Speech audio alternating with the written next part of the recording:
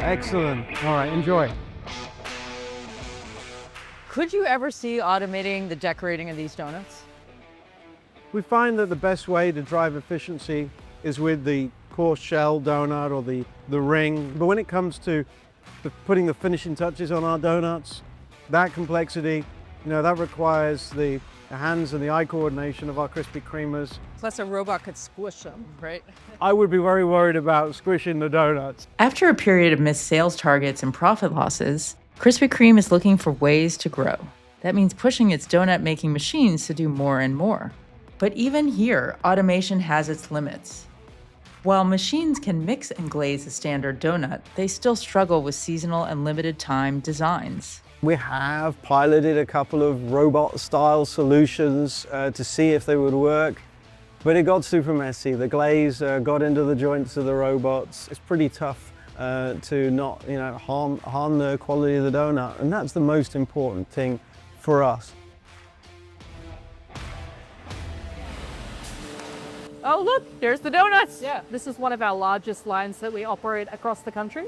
It can make 400 dozen donuts an hour, and more than 50% of the donuts we sell are our original glaze. So it's absolutely critical that we get this process right. How many unusable donuts do you tend to have? So what we do is we try and aim for over 93% efficiency on that. So, we obviously do make sure that the donut has to be perfect. We really care about quality a lot. I saw one got taken off. Yeah, exactly. It looks a little sad, that donut. Exactly. So, for us, it's really important that they retain the perfect shape.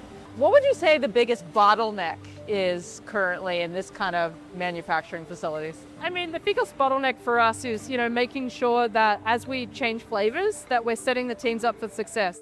The fact that we still have that hand-decorated element allows us to be incredibly agile as a business and offer a huge variety for our guests. But it is costly, right? I mean, It is costly, but it's definitely worth it, for us. Krispy Kreme has more than 6,500 employees across the U.S., and about 10 to 15% of them work as decorators. Each can decorate up to 50 dozen donuts per hour. What's the hardest part of your job? The hardest part, the demand. Okay. Yeah, it'd be the demand, because sometimes you have to have a lot to make. You see these ladies have like so many donuts they're making, but sometimes you have to have a whole lot.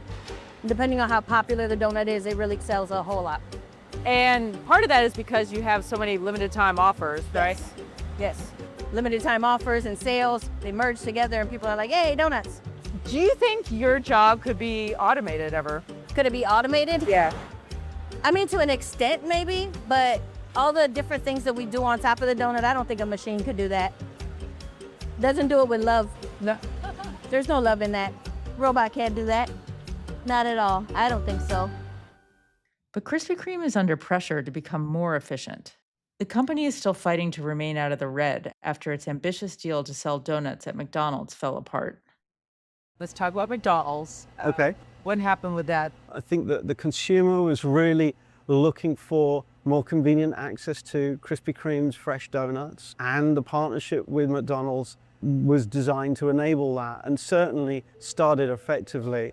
However, we found that the revenue streams weren't necessarily sustainable over time because the conditions weren't as optimum as we have with many of our other customers. Let's get more into the nuts and bolts. I know you manufacture a lot of your own equipment. We do. It's kind of unusual. How precise are these machines? Well, I mean, I think there is always an element of the human element to make sure they run well. But yeah, they can do, one of our lines, a standard line, does 200 dozen donuts an hour. We have ones that can do all the way up to 400 dozen.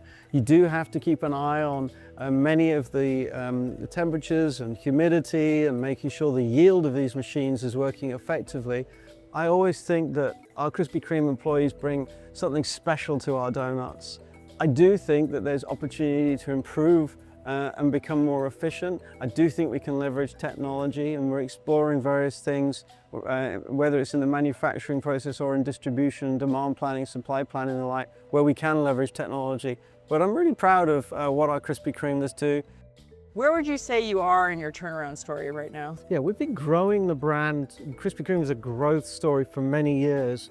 We implemented a turnaround in the middle of last year because we wanted to make sure that growth was behind sustainable revenue streams, profitable, and that we strengthened our balance sheet. And you are forecasting a profitable year this year. We're forecasting 2 to 4% system-wide sales growth, and to drive up margins, as we have been, we've seen margins go up 250 basis points so far since we implemented the turnaround. We expect to continue to see that margin improvement, all as we shift to a more capital-light model, franchising becoming a bigger part of the revenue stream so that we can continue to grow, but in a more capital-efficient way.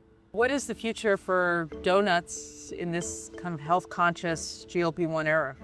What I think our customers are looking for when it comes to donuts is great quality, great tasting, fresh donuts, and that's what Krispy Kreme does. You know, when you have your moment of sweet treat sharing, it's got to be worth it, it's got to be amazing, and that's why I think our donuts are really, even in this changing world, are relevant.